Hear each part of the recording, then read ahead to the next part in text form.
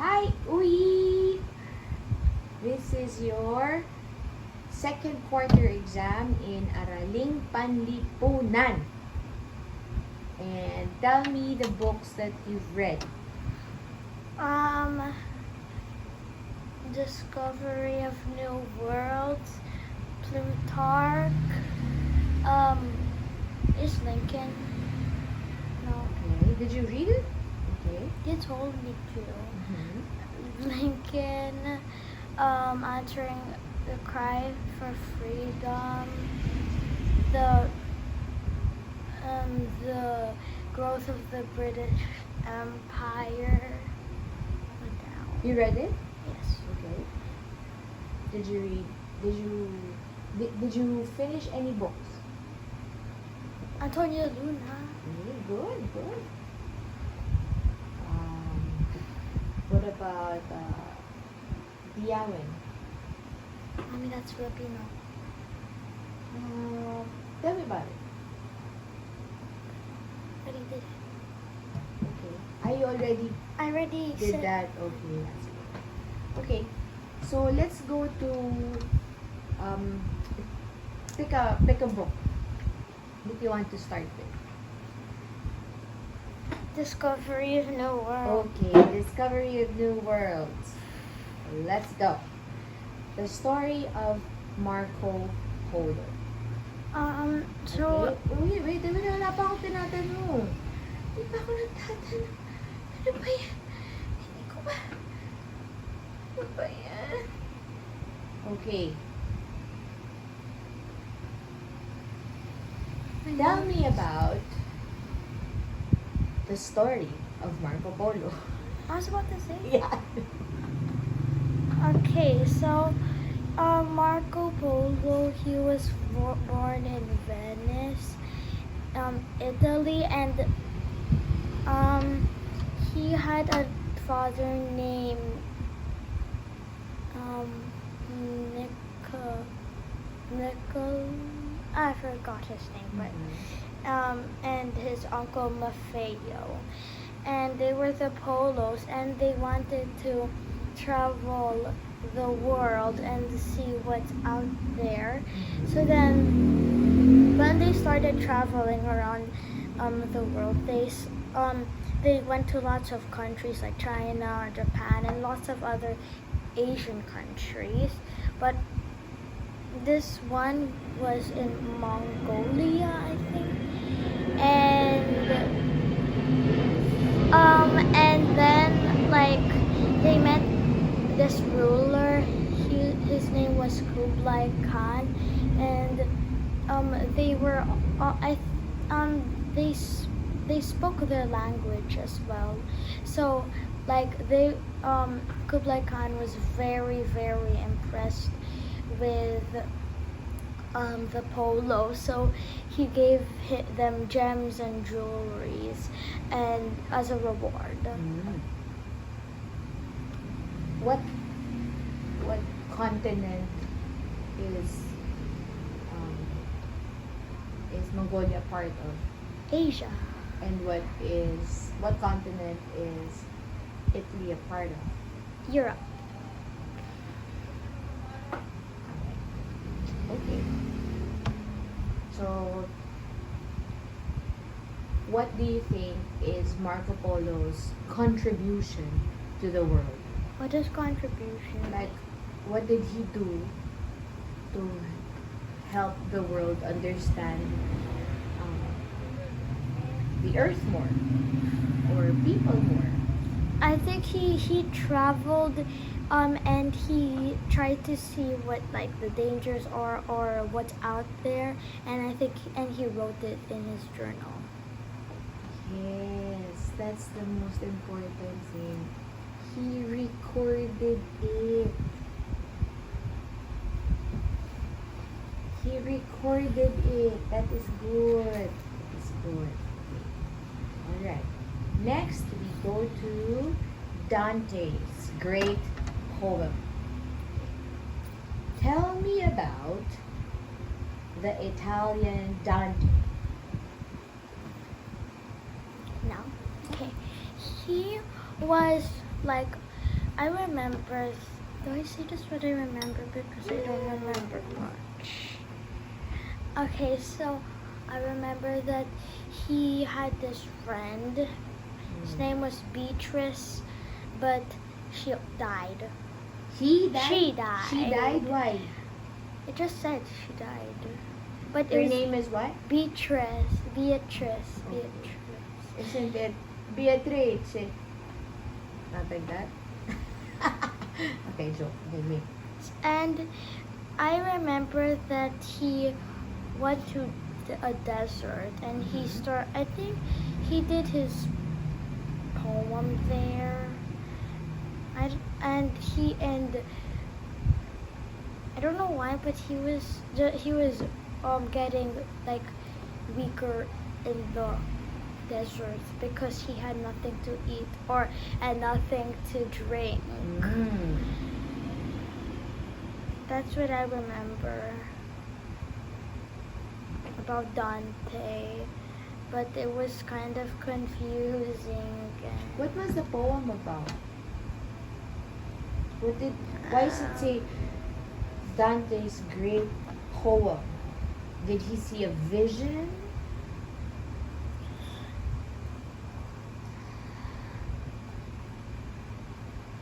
Do you remember? I think I remember some vision, but I forgot what it was about. It's alright. Okay. Last, about his discovery of new worlds, tell me about Jeanne of Arc. Joan of Arc, she was a French girl, and she believed in God, and I think in France there was a war. Wait, was it a war? I think. Wait, I think it was. What? I forgot what she was fighting. For? No, two fighting at. I mean, like they were fighting with a war, or just fighting against. I forgot. But Okay. Alright. Next. no. She and she from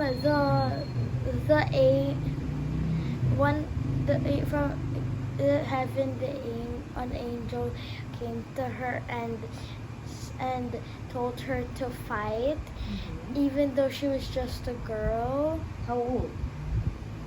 I think she was still a teen. She was still a teenager. Maybe like 17 or 16. And she had to get lots of armor on to fight. But then she was. Does she know how to fight? Like a soldier? She didn't know. Oh. But then why is she brave? Because God helped her. Oh. And but as a punishment, she was burned at the stake. Why? Because she wasn't allowed to fight that time in the medieval times. Okay. Let's go to, thank you. Let's go to Antonio Luna. Why do you think Antonio Luna is considered one of the national heroes of Philippine history? Because I think he was like a general, and he fought for the Philippines, and he fought with the soldiers. But he was a general though. But he died because he was shot. Because by I think a Spain. Mm-hmm. A Spanish soldier, I think, and he, or is it American? And they were all fighting. They were all. He had like he was very strict. Remember that he was very strict about rules, and he had this if like whenever he says do this, and then he says yes sir, you have to be like that. You can't act like you're very nervous. You have to act like you're like very tough, but also listening to him. What do you think are his virtues and his vices? Name his virtues first and then his vices. I think he's very disciplined and very determined and very loyal to his country. But the thing is, his vices are that he's kind of impatient with people, and sometimes gets mad at them when they do just like one mistake. But I like Antonio Luna though. Why? What about him do you like? That he fought for his country and he became a general. Mm-hmm. Alright. What about, let's go to Plutarch, Alexander the Great. Tell me one story about Alexander the Great. Oh yeah, I remember one, but I remember I read it there. Okay. So, in this book.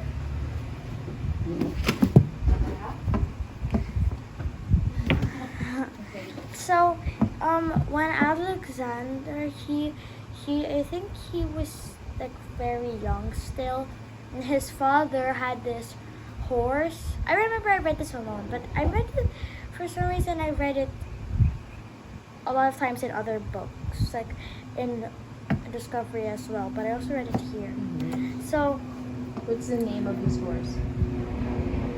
B something. You said Cephalus. Bucephalus. But I remember I was a bee. So, he had the, no, wait. He was still very young, and his father tried to train a horse, but it was very wild, and he was very impatient with the horse. He was like, "No, come back!" And the horse kept running away from him and being wild, and kicked him off him.